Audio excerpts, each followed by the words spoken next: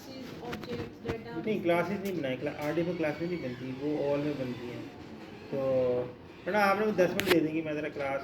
ठीक है। हाँ ना, आप उधर सामने रूम में बैठ जाएँ या नीचे वाले ऑफिस में बैठ जाएँ। तो ये एक तो इसको आपने ट्यूटोरियल देख लें, हाउ टू मतलब ना राइट आरडीएफ इन प्रोटीज, तो वो आपको सारा गाइड कर देगा। तो वो आपने सिर्फ इन्फॉर्मेशन दी। होस्ट की बात कर रहा था कि होस्ट बनी है ये मेरे पहले से, क्या तो होस्ट की बात कर रहे थे। देखें, इस चीज़ को अंडरस्टैंड करें कि प्रोटीज बेसिकली टूल जो है ना वो आरडीएफ के लिए नहीं है, वो है ऑन्टोलॉजी के लिए। तो वो उसका ज़्यादा फोकस ऑन्टोलॉजी है ना, लेकिन आप अगर उसको सर्च करेंगे आपको बता देगा ना। एक तो आपने जो ओल्ड फाइल है ना उसको आप आरडीएफ में भी सेव कर सकते हैं। अच्छा, ये जो ओंटोलॉजी है ना, ओंटोलॉजी को बहुत सारे फॉर्मेट में सेव कर सकते हैं। एक फॉर्मेट ये RDF XML, एक फॉर्मेट RDF की 2-3 फॉर्मेट में सेव होता है। RDF JSON में भी सेव कर सकते हैं, XML में सेव कर सकते हैं, एक है मेरे ख्याल में टर्टल है, एक तो और भी एक M3 है मेरे ख्याल में। तो ये 4-5 फॉर्मेट है MDF RDF को लिखने के लिए। ये जो मैंने टैग आपको लास्ट वीक भी दिखाए थे, ये आप देख सकते हैं, ये XML के टैग है, ये जो मैं लास्ट टाइम भी दिखाया, ये XML RDF XML। इसे RDF JSON है, इसे का RDF N3 है, RDF टर्टल है। तो ये 4-5 इसके जो है ना RDF के सिंटैक्स से कह सकते हैं ना आप। तो ये वाले टैग हैं, ये XML के टैग, क्योंकि शुरू XML में हो रहा है शुरू से। आप रिसर्च करें, ये लिखें RDF JSON, RDF turtle, RDF N3, RDF XML, चारों ना आप नेट से सर्च करिएगा तो आपको ना इसकी एग्जाम्पल नज़र आ जाएगी। तो इन्फॉर्मेशन भी एक ही होगी, उसको रिप्रेजेंट करने के तरीक़ेकार मुख्तलिफ अलग अलग सेपरेट है। तो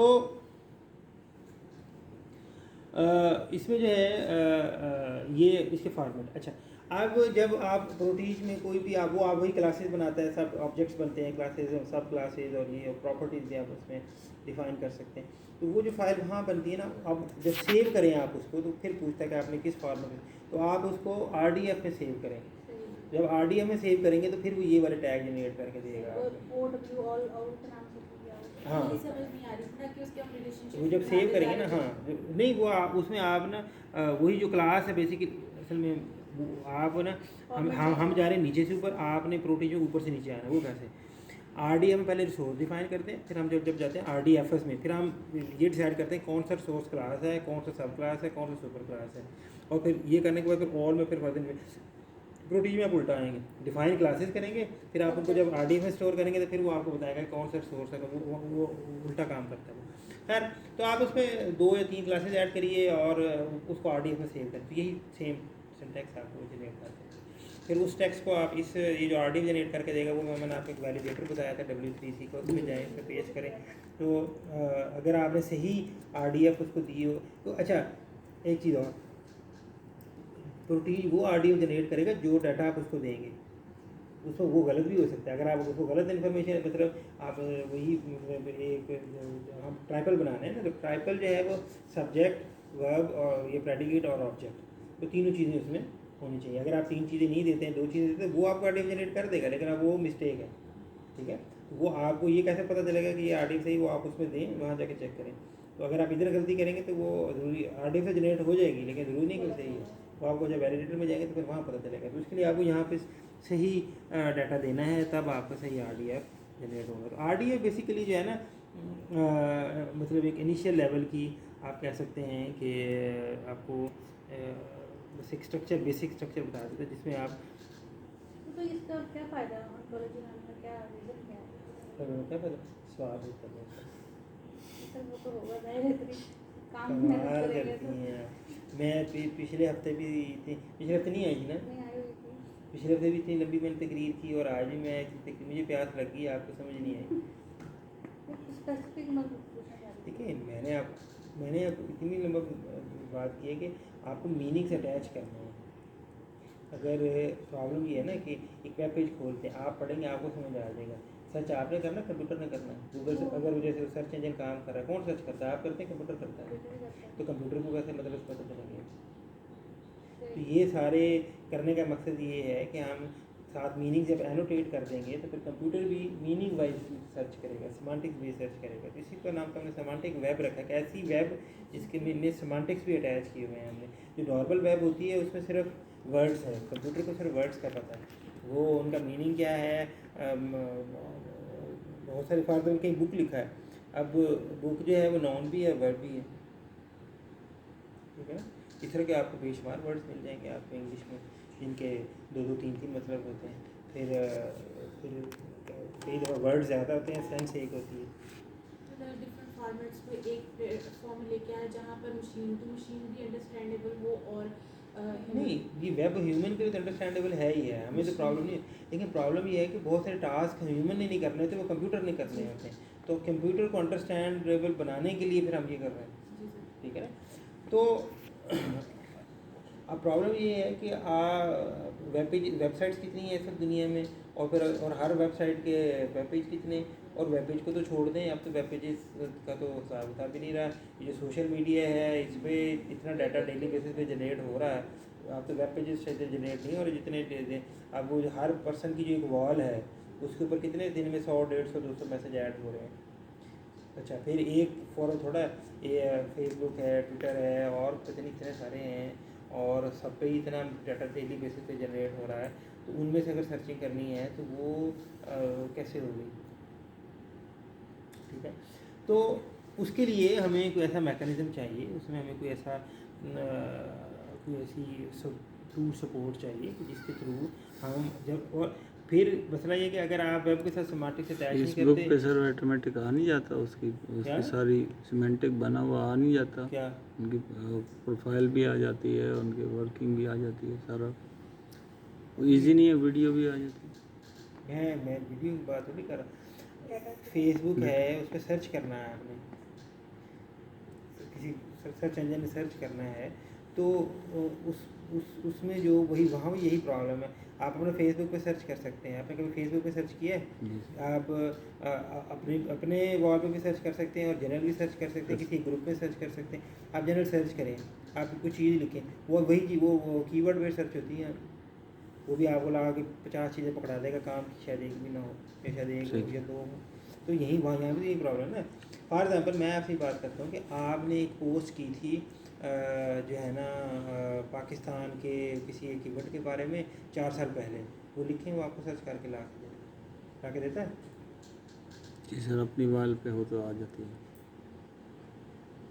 अपनी वाल पे हो आप सर्च करके देखें, वो आपको जो है ना वो आपको वैसे 100 पोस्ट आपको लागत पड़ा देगा आपको। कुछ चीज़ें और कई ऐसी होती दफ़ा हैं जो इवेंट, फॉर एग्जांपल अगर हमारा एक इवेंट हुआ है आर्टिफिशियल इंटेलिजेंस में, ये साल भी हुआ है, उससे पिछले साल भी हुआ है, तो नहीं मतलब ये तो इस तरह सिर्फ तो 2 या 3 इवेंट है ना। हाँ। मैं और बहुत सारी बातें कर रहा हूँ मैं, ठीक है ना। मिसाल के तौर पे आप हर मैच के बारे में पोस्ट करते हैं, जी तो पिछले 4 सालों में कितने मैच हुए हैं, तो आपकी तो 4000 आपकी पोस्ट होंगी, वो तो 4 की 4000 आप क्रिकेट लिखोगे, क्रिकेट मैच तो 4000 पोस्ट, 4 की 4000 ला के पकड़ा देगा। ऐसी। आपने अच्छा, हमने जाना 13 मार्च 2017 का एक मैच हुआ था, आपको वो चाहिए था, वो कैसे ढूंढोगे? तो वो डेट आ नहीं जाएगी जब सर्च करेंगे उसमें से। हाँ तो डेट तो मैनुअली सर्च करना सर्च करके देखना हो ना जरा, ये तो मैं आपको कह रहा हूँ, सर्च करके तो देखिए ना। मैनुअली करना पड़ रहा है वो, और कंप्यूटर नहीं मैनुअली भी नहीं हो रहा, स्क्रॉलिंग करनी पड़ेगी ना। तो वो तो आपको 200, 400, 500, 1000 आपको पोस्टें लगा के पकड़ा देंगे, आप ढूंढते रहो उसमें। तो सही। तो रेलेवेंट हम ये चाहते हैं कि हमें 2 या 3 दे, और वो भी सिर्फ जो हम चाह रहे हैं जो रेलेवेंट हो। वो कब पॉसिबल है? वो जो है उससे पॉसिबल है कि जब आप उसके साथ इन्फॉर्मेशन अटैच करेंगे, ताकि वो मीनिंग वाइज बेस एग्जैक्ट वही चीज़ सर्च करके ला के दे जो आपको चाहिए। तो कीवर्ड बेस्ड सर्च तो हो ही रही है, वो आप गूगल पे करें, फेसबुक पे करें, कहीं भी करें, तो यही तो प्रॉब्लम है। तो बहरहाल ये सर्च करने वाले, ये मैं एक एग्जांपल दे रहा हूँ, ये सिर्फ यही काम नहीं है स्मार्ट वेब का, और बहुत सारी चीज़ें हैं। ये जो आपकी हम बिग डाटा की बात कर रहे हैं या डाटा साइंस में काम कर रहे हैं, तो सारा डाटा आपका कहाँ पड़ा है? सारा डाटा तो आपका वेब पे पड़ा है। आपका आपके जो प्रोडक्ट के रिव्यूज़ हैं वो सारे उस पर हैं, वो सोशल मीडिया के फोरम्स पे पड़े हैं, वो किसी अब असल में डाटा साइंस क्या है? डाटा यही है कि बिज़नेस से रिलेटेड या पॉलिटिक्स से रिलेटेड या किसी भी प्रोडक्ट से रिलेटेड जो लोगों के व्यूज़ हैं वो क्या है, तो वो तो पूरी वेब भरी पड़ी है, ठीक है ना। तो ये चीज़ है। बहरहाल हम RDF में हम उसको अब हम ये जो है ना इसका मैं एग्जांपल ये दूँगा। छोटे बच्चे होते हैं, अब तो खैर दूसरी तीसरी क्लास में ही उनको इंग्लिश के सेंटेंसेस सिखाना शुरू कर देते हैं। तो हमें तो जब मैं पढ़ता होता था तो 6ठी क्लास में पहली दफ़ा हमें इंग्लिश पढ़ाई गई, और तो हम मतलब उसमें क्या करते हैं, पहले बच्चे को ना बेसिक सेंटेंस बनाना सिखाते हैं, सादा, इसमें सब्जेक्ट वर्ब और ऑब्जेक्ट होता है। तो फिर थोड़ा सा उसे कॉम्प्लेक्स हो जाते हैं, फिर उसमें एडवर्ब भी आ जाता है, फिर उसके बाद कॉम्प्लेक्स सेंटेंसेज हैं जिसमें इफ़ आ जाता है, भी दो सेंटेंस को कंबाइन करके एक बड़े बड़े सेंटेंस फिर बनाते हैं। तो ये 3 लेवल हैं, RDF, RDFS और OW। तो दूसरे लेवल में फिर RDFS आ जाता है। तो जो RDF होती है, हाँ जी ये अकमल सब नीचे है, बाल सब बात करते हैं। तो दूसरे लेवल में हम क्या करते हैं, उसी RDF को उठाते हैं, वो जो है जिसके हमने सोर्सेज बनाए, तो उसमें हम कुछ इन्फॉर्मेशन और ऐड कर देते हैं। उसमें एक तो हम क्लास हम बताते हैं कि मेन क्लास इनहेरिटेंस जिसको हम आमतौर पर कहते हैं, ये सुपर क्लास कौन सी है, सब क्लास कौन सी है, तो ये एक चीज़ इसमें बता देते हैं। फिर उसमें डोमेन और रेंज बताते हैं, फिर उसमें टाइप बताते हैं कौन किसकी टाइप है। फॉर एग्जाम्पल आपने कहीं आपने देखा कि I7539 I7539, तो ये किसकी सीरीज़ है? इंटेल की। BMW, ठीक है ना।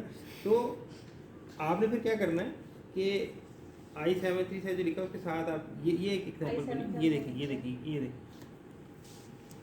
इसमें ये व्हीकल है, मेन टाइप है, और कार इज़ सब क्लास ऑफ व्हीकल, और ये vehicle is type of class. हाँ जी, अच्छा अब ये उसके बाद ये कार है A6, ठीक है ना। ये A6 भी एक नंबरिंग है, हर ऑडी वालों की अपनी नंबरिंग है, हर के जो BMW की अपनी है, मर्सिडीज की अपनी।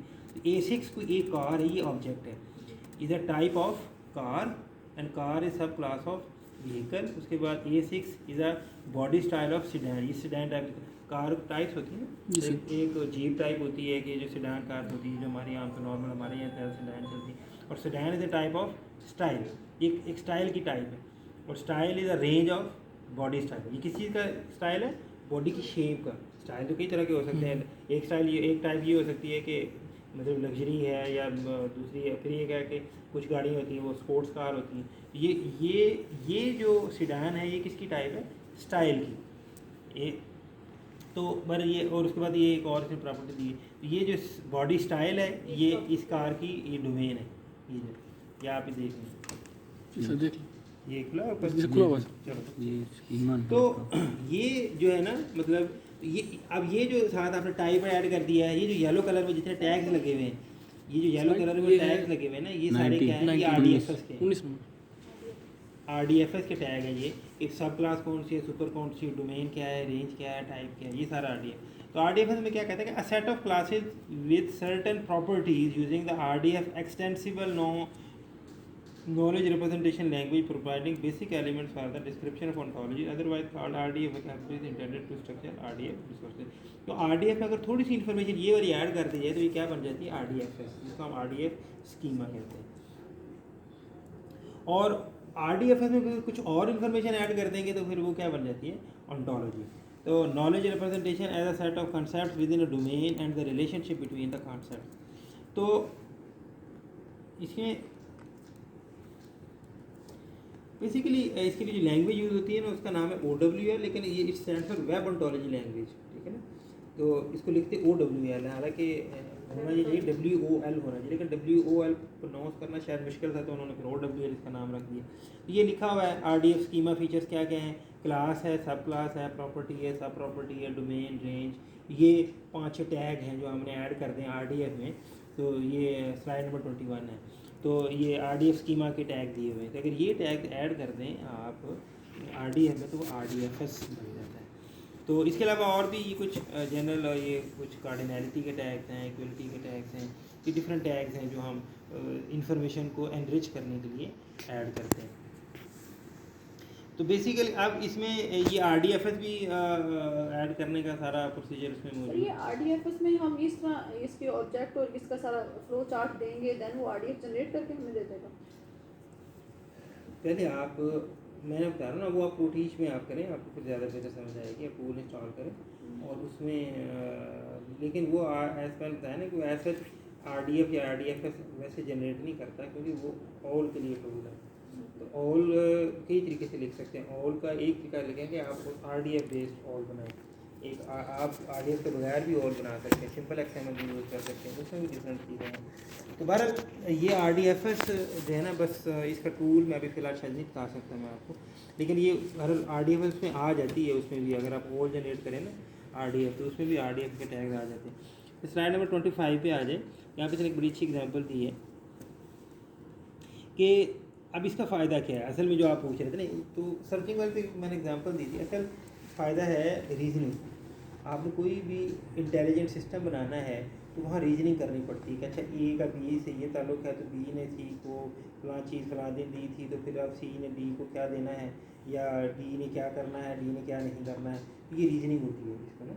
तो अगर हम कहते हैं ना, अगर परसों बारिश हुई तो मैं यूनिवर्सिटी नहीं जाऊँगा, और बारिश हुई तो यूनिवर्सिटी नहीं जाऊँगा, और अगर ना हो तो जाऊँगा, और अगर 12 बजे तक बारिश ना हुई तो फिर मैं अपना काम कर लूँगा। ये डेली बेस में हम सारे में फैसले इस प्रोसेस को क्या कहते हैं, रीजनिंग। ये रीजनिंग होती है कि ये ना होगा तो ये करेंगे, ये होगा तो ये करेंगे, जैसे उस फलां ने ये किया तो फिर हम ये करेंगे, मैंने ये किया तो फिर वो फिर ऐसे करेगा। This is reasoning. तो हम एक इवेंट की बेस पे फिर दूसरा इवेंट प्लान करते हैं, फिर तीसरा, और एक दूसरे से चीज़ें ना इंटर रिलेटेड होती हैं। तो ये 25 स्लाइड पे ये एक प्रोसेस दिया है, इन्फ्रेंस। तो being able to drive new data from data that you already know. तो अगर आपके पास ओंटोलॉजी बनी हुई हो, तो ये एक चीज़ हम यूज़ करते हैं एक्सपर्ट सिस्टम्स में या डिसीजन सपोर्ट सिस्टम में, जिसको हम कहते हैं नॉलेज बेस। तो अगर ये ओंटोलॉजी होती है ना, ये भी नॉलेज बेस, जब ओंटोलॉजी बन जाती है ये भी आपका एक किस्म का नॉलेज बेस बन जाता है। तो आप किसी भी नॉलेज, अगर ओंटोलॉजी बना के भी आप एक नॉलेज बेस बना सकते हैं। नॉलेज बेस बनाने के बहुत सारे तरीके हो सकते हैं, जिनमें से एक ओंटोलॉजी है।